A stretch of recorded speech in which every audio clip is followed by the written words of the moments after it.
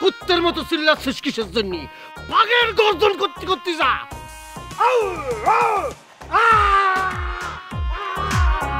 সলিম সৈয়দ এই সব বরদাস্ত করবে না।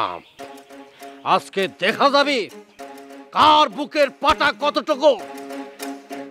মারবো কুতুবখালি, লাশ পড়বে গিয়ে মহেশখালী, বুঝতে পারছিস?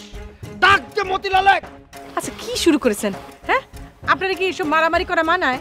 মানায় না, কিন্তু মাঝে মধ্যে এরকম হাত তুলতে হয়। নালি পরে সলিম সৈয়দ কি, সৈয়দ বংশ কি, এই গ্রামের সবাই সেটা ভুলে যায়। আপনি জেরাম করে হুঙ্কার দিচ্ছেন, যদি গন্ডগোল বাঁধে যায়, তারপরে মামলা মোকদ্দমা হয়, তখন কি হবে?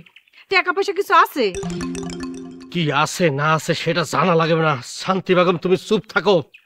আর মামলার ভয়ে সলিম সৈয়দ করে না। আরমান ভাই, রেডি হয়ে নে, মতিলালরে খবর দে। মকরকে আমি দেখে নেব, ওকে ছাড় দেওয়া কোনোভাবেই যাবে না, এটা বুঝাতে হবে। আরে মতিলাল, অস্ত্র নিয়ে